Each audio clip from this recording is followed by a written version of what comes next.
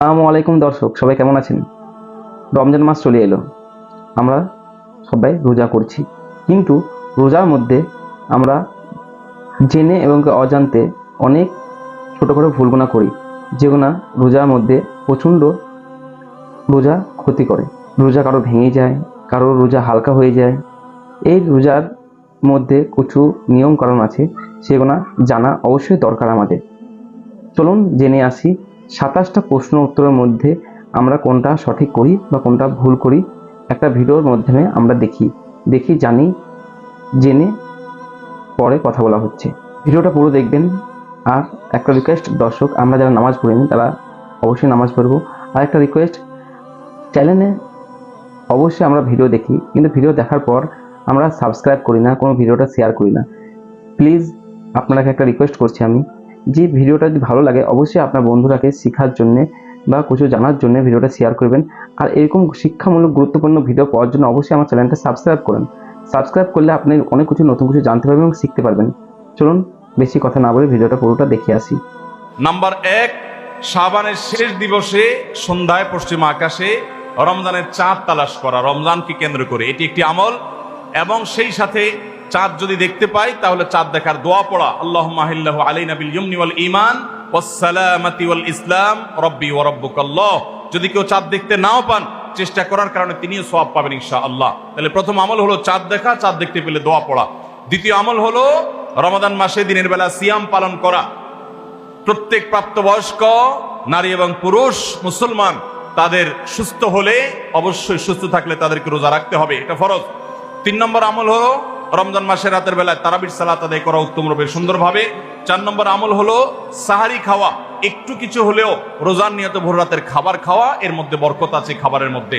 5 নম্বর আমল হলো সাহারিটা শেষের দিকে খাওয়া, এমন ভাবে খাওয়া যে সাহারি খাওয়া শেষ করলে আজান দিতে আর 50টা আয়াত তেলাওয়াত করার মতো সময় থাকে। 6 নম্বর আমল হলো ইফতার করা। ইফতার করা এটা সুন্নাহ একটা আমল। আপনি সুন্নাত জিন্দা করার উদ্দেশ্যে বা সুন্নাত আমল করছেন, সে উদ্দেশ্যে ইফতারের উদ্দেশ্যে, রোজা ভাঙার উদ্দেশ্যে খাবার খেলে আল্লাহ রাব্বুল আলামিন আপনাকে সওয়াব দান করবেন। ইফতার করা 6 নম্বর আমল।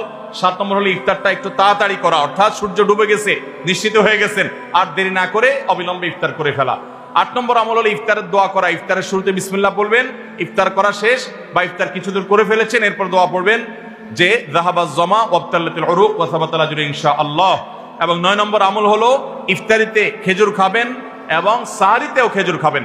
সাহরিতে খেজুর খেলে নবী সাল্লাল্লাহু আলাইহি সাল্লাম বলেছেন, ইমানদারের সবচেয়ে উত্তম সাহরি হলো খেজুর, অন্য যাই খান একটা খেজুর হলো সাহরির সময় আপনি খাবেন। 10 নম্বরের আমল হলো সারাদিন বেশি বেশি রোজা দোয়া করা, কারণ রোজাদার ব্যক্তির দোয়া আল্লাহ তাআলা ফিরিয়ে দেন না ইফতার রাগ পর্যন্ত। এই জন্য চলতে ফিরতে উঠতে বসতে মনে মনে আল্লাহর সাথে কথা বলা, মুনাজাত করা, দোয়া করতে থাকা। 11 নম্বর আমল হলো সকল পাপাচার বর্জন করা, কারণ রমজান মাসের উদ্দেশ্যই হলো মানুষকে মুত্তাকি বানানো, পাপাচার বর্জন করতে শেখানো।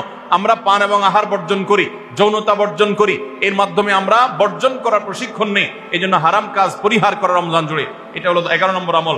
12 নম্বর আমল হলো বিশেষভাবে মিথ্যা পরিহার করা, কারণ কেউ যদি মিথ্যা কথা মিথ্যা কাজ না ছাড়ে তার রোজা রাখার কোনো মানে নাই, হাদিসে আসছে। 13 নম্বর আমল হলো ঝগড়া বিবাদ থেকে দূরে থাকা।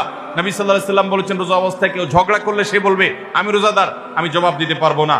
এবং এর পাশাপাশি 14 নম্বর আমল হলো সকল সাধারণ নেক আমলগুলো এই মাসে একটু বিশেষ গুরুত্বের সাথে করা, কারণ আমলের মাস এটা, ভর বসন্ত আমলের। নামাজ বিশেষ গুরুত্বের সাথে পড়া, অন্য সব আমলগুলো বিশেষ গুরুত্বের সাথে করা। 15 নম্বর আমল হলো আল্লাহর কাছে ক্ষমা চাওয়া, জাহান্নাম থেকে মুক্তি চাওয়া, কারণ এই মাসটা এসেছে আমাদেরকে ক্ষমা পাইয়ে দেওয়ার জন্য। এই মাসটা এসেছে জাহান্নাম থেকে মুক্তি পাওয়ার মাধ্যম হিসাবে। আল্লাহ রাব্বুল আলামিন এই মাসে প্রতি রাতে অসংখ্য মানুষকে জাহান্নাম থেকে মুক্ত ঘোষণা করেন, বিধায় সেজন্য দোয়া করার চেষ্টা করে, এটা হলো 15 নম্বর আমল। 16 নম্বর আমল হলো রোজাদার ব্যক্তিকে ইফতার করানো, তার মাধ্যমে আপনি তার সওয়াবের সমপরিমাণ সে তো পাচ্ছেই, আপনি অতিরিক্ত সওয়াব পাবেন পুরা রোজাদারের সওয়াবের মতো এক্সট্রা হিসাবে ইফতার করালে। 17 নম্বর আমল হলো কোরআন তেলাওয়াত করা রমজান মাসে, কোরআন অর্থ সহকারে বুঝে পড়বেন, সুন্দর করে শুদ্ধ করে তেলাওয়াত শিখবেন।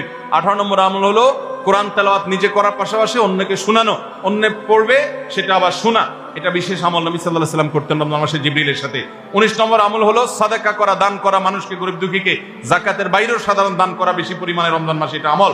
20 নম্বর আমল হলো ভোর রাতে সাহারি খেতে উঠলে একটু তাহাজ্জুদ পড়া, একটু দোয়া করা, একটু রোনাজারি করা, কারণ এটা দোয়ার সময়, এটা তাহাজ্জুদের সময়, এটা আল্লাহর নৈকট্য লাভের সময়। এই সুযোগ 12 মাস আসে না, এই জন্য এই আমলটা করা, তাহাজ্জুদ পড়া, দোয়া, রোনাজারি করা সাহারির সময়। 21 নম্বর আমল হলো সামর্থ্য থাকলে উমরা করা। 22 নম্বর আমল হলো মেসওয়াক করা, এমনকি রোজা অবস্থায় দিনের বেলা বেশি বেশি, নবী সাল্লাল্লাহু আলাইহি ওয়াসাল্লাম করতেন। 23 নম্বর আমল হলো রমজানের শেষ 10 দিন মসজিদে ইতিকাফে বসে যাওয়া। 24 নম্বর আমল হলো শেষ 10 দিন সবচেয়ে বেশি ইবাদতবন্দি করা, রাত দিন জেগে। আর 24 নম্বর আমল হলো এটি। 25 নম্বর আমল হলো লাইলাতুল কদর তালাশ করা, বিশেষ করে শেষ দশকের বেজোড় রাতগুলোতে আরো বিশেষ করে লাইলাতুল কদর পাওয়ার আশায় বেশি বেশি ইবাদত বন্দি করা। আর 26 নম্বর আমল হলো লাইলাতুল কদর মনে হলে কোন রাতকে, সেই রাতে এই দোয়া পড়া, আল্লাহুম্মা ইন্নাকা আফুউন তুহিব্বুল আফওয়া ফাআফু আন্নি। আর 27 নম্বর আমল হলো রমজানের শেষ দিনে, একেবারে শেষ মুহূর্তে রমজানকে বিদায় দেওয়া, গরিব দুঃখীদের বাসায় ফিতরা পৌঁছে দেওয়ার মাধ্যমে। আল্লাহ রাব্বুল আলামিন এই 27টি বিশেষ আমলের মাধ্যমে আমাদের রমাদানকে অর্থবহ এবং সার্থক করার তৌফিক দান করুন।